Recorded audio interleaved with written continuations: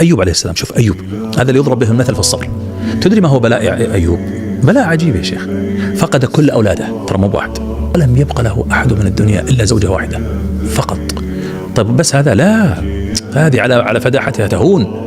ابتلاه الله بمرض. إيش المرض هذا؟ يقول عدد المفسرين الطبري وغيره يقول نبت في جسده ثآليل. الثآليل تعرف زي القروح يعني. نبتت في جسده ثآليل مثل أليات الغنم.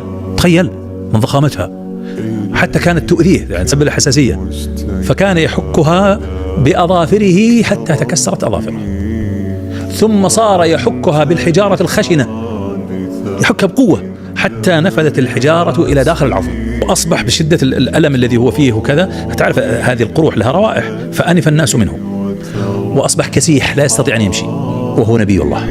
أخذوه ورموه إلى مزبلة خارج القرية عند قمامة. كسيح. كم جلس على هذا؟ 18 سنة. تخيل معي يا شيخ، 18 عاما وأيوب كسيح.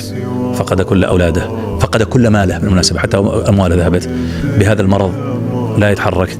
لم يدعو الله مرة واحدة أن يشفيه. ليه حرام يعني؟ لا، رضا. أنا أعرف بعضهم يقول شيخ هذه أمثلة يعني. ماشي، أنت خذ النموذج الأعلى، اقرب شوي، فتشبهوا إن لم تكونوا مثلهم. إن حاول بس هذه نماذج عالية، لا تقول ما يمكن. بعد 18 سنة كان فيه بعض أصحابه كل يوم طالعين من القرية وداخلين يشوفون أيوب على حالته هذه، حالة مبكية يعني. فواحد منهم مر بأيوب، فقال لصاحبه يكلمه وأيوب يسمع، قال: أرأيت إلى أيوب هذا؟ لقد أذنب ذنبا لم يذنبه أحد من العالمين. منذ 18 سنة لم يرحمه الله. هذا أكيد عنده شيء كبير. أيوة، هذه التي لم يحتملها أيوب.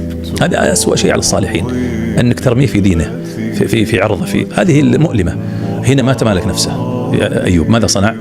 أكب على الأرض ساجدا وقال: وعزتك وجلالك لا أرفع رأسي حتى تكشف ما بي، ربي إني مسني الضر وأنت أرحم الراحمين. والله ما أكملها إلا وهو يقوم على قدميه، ويقول الله له: اركض برجلك، اضرب برجلك الأرض. ضرب فانبعث الماء النقي فغسل جسده، وإذا هو صحيح لم يصب بشيء ولا كأن شيء. حتى إن زوجته الصالحة هذه اللي كانت تجي كل يوم مرتين، في الصباح وفي المساء، تعطيه الطعام، تأخذ عنه الغذاء، تنظفه، جاءت فوجدت رجل واقف، فجلست تنظر إليه، تبحث عن زوجها، فنظرت إليه فقالت: يا ولي الله، أين نبي الله أيوب؟ والله ما رأيت رجلا كان أشبه منه في حال صحته منك. ما عرفتنا. قال: أنا أيوب. شوف الله قدرته في لحظة واحدة.